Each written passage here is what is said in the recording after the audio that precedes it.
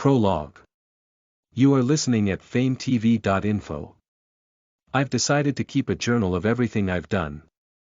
Sort of like a biography but more loosely written. It won't go over everything. More broad strokes in a way.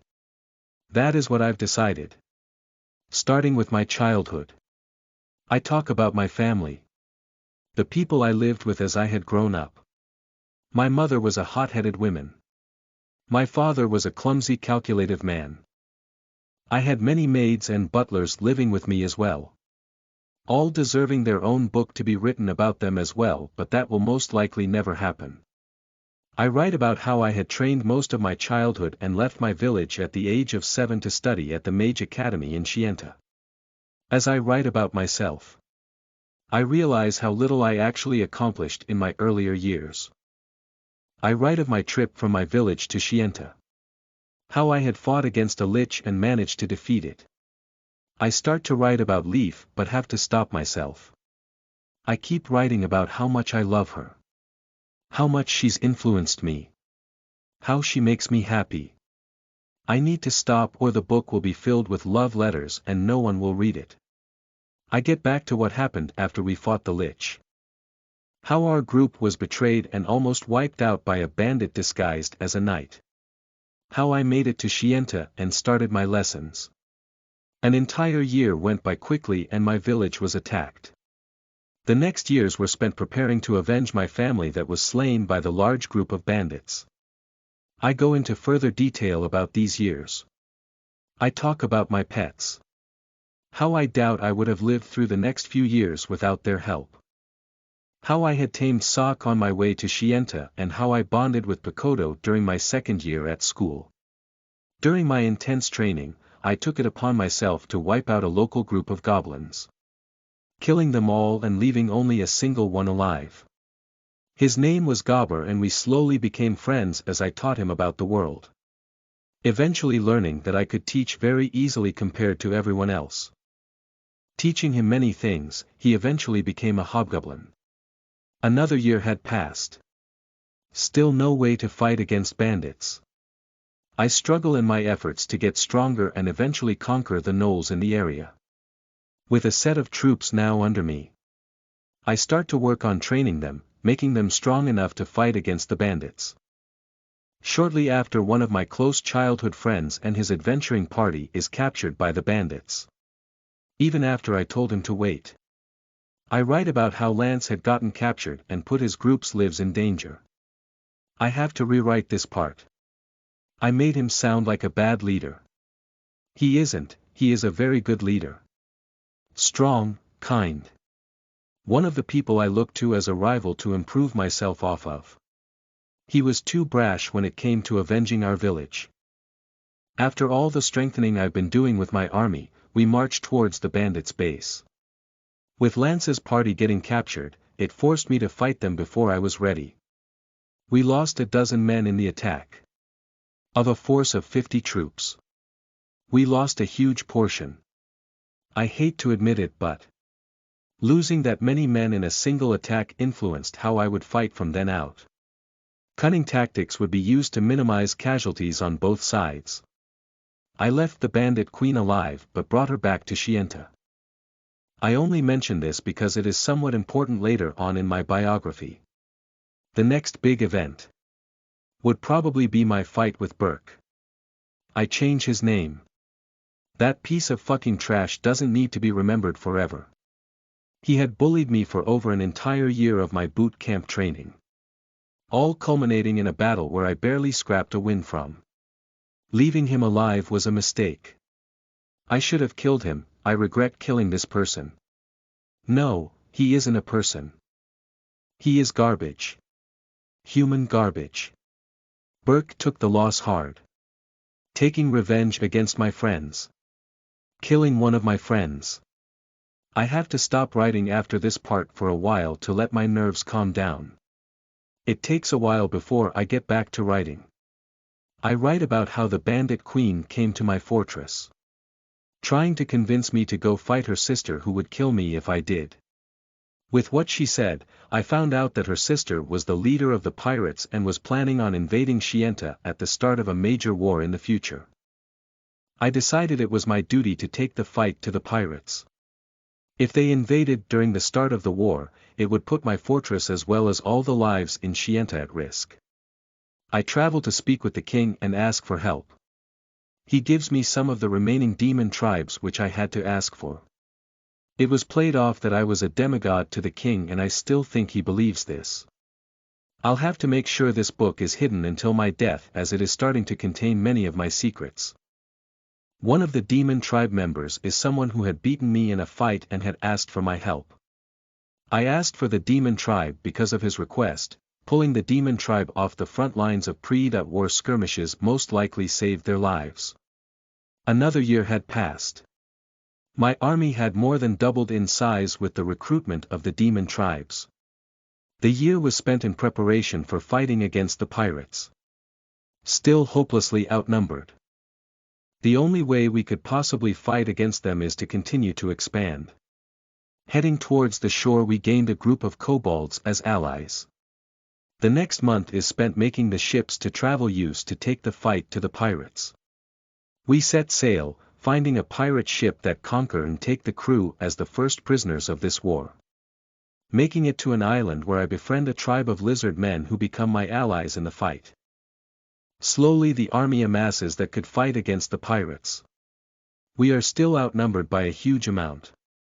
I continue to train my troops. The only way we can compete is with quality of quantity at this point. I make it to an island where the Murine folk live. They are comprised mostly of ninjas, and after some effort I convince them to join me as well. The attack against the pirates was made to take back the hostages that the leader of the pirates had taken to keep the Murine folk under her rule. With the surprise attack against the pirates, their leader shifted to use nefarious tactics to fight against my army. Repetitively losing ground, I was forced to attack sooner or later because she was killing her own men and turning them into ghouls. The longer I waited, the bigger the chance of all the humans being changed into these monsters. The fight ended after a week-long stalemate of no fighting. All leading up to a single battle over the course of a day. Both forces came out to meet each other. Mine fared far better than the pirates until the ghouls the pirate queen had been storing were revealed. I somehow managed to win the battle. It was at a cost though. My arm was severely injured in the battle. The next important thing would be that I freed the bugbears from rulership of the northwest continent. Adding the bugbears to my army and securing a backdoor into the enemy's territory for the upcoming war. I stop writing at this point in the story. This is as far as I could write up to, since that is all I have done. It isn't as much as I thought it would be. I left out a large portion of things I plan to write about later though. I plan on making a book about all the inventions I made. The process of explaining something like making the black turtle will need its own book. Other things were left out of the story as well. My class being master of learning and the fact that I have voices in my head are two of the biggest things left out. The locations of my bases were left somewhat vague as well. I try to think of some more important things I could also add to the book. I put a reference section in and add a brief description of each person added to the story. I leave my pet descriptions shorter than the rest. Only describing what type of animal they are. People who've influenced me get bigger sections. These people include Gobber, Leaf, Lance, Trice, Green and Leon. If I had to say it, these are the main characters of my biography. Each has influenced me more than everyone else. Then I give a brief description of the rest of my generals. So many generals it is hard to keep track of them all. I decide to cut out some of the generals as the amount is too many to fit nicely into a story, but this many generals is indeed needed to run an army. Deciding to instead make each leader of the different races a general. The general I've decided to be the leader of the gnolls was Zergner. He has just done more compared to Gargars and Nargzer. If I had left them alone, he would have most likely become the next leader after the gnoll chief I killed had died. I make Epioth the leader of the demon tribes and give Brick a role as his rival until he sacrificed himself to save the demon tribes from being overwhelmed on the battlefield. I describe Shiki, who sacrificed himself as the previous leader of the kobolds, then mentioning Tiki as the current leader. Why have so many of my men decided to sacrifice themselves? Tough as well, so many decided their lives were worth throwing away to give their men a better chance at living. Tough gets a spot as the leader for a short moment. I can't choose who is the most worthy to be the leader of the lizard men. None stand out more than the other two. I decide it would be best to have some intelligent leaders in the story, so I make Swift the leader of the lizard men. Making it to the Murine folk.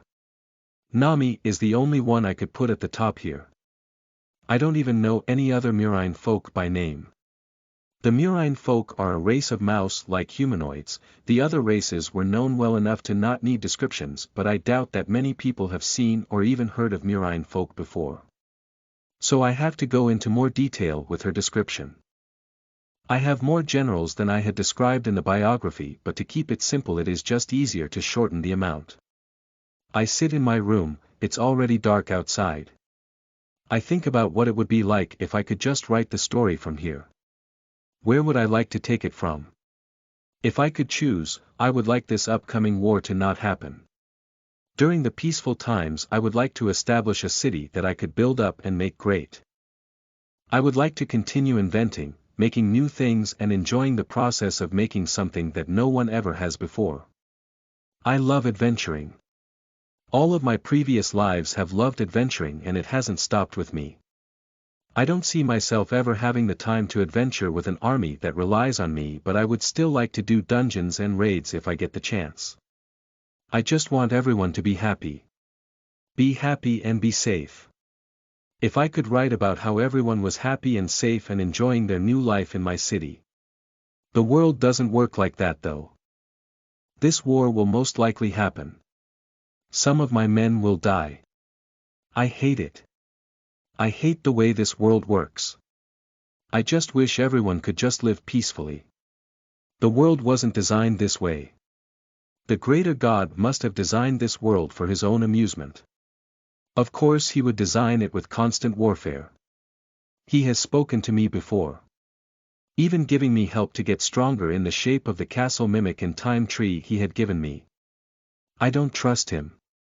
He wants to help me, but I have the feeling it will cost me. I put the finishing touches on my book as Leaf enters my room. My pets are already sleeping, so she quietly whispers, "Come to bed already." I turn to face her now. Even though she is wearing her loose-fitting sleep cloths that I've seen her wear countless times, she is still sexy to me. I get up from my chair and head to bed with her. Tomorrow we'll be back to normal. Preparing for this war I want nothing to do with. Listen to the full novel at FameTV.info, direct link in the description.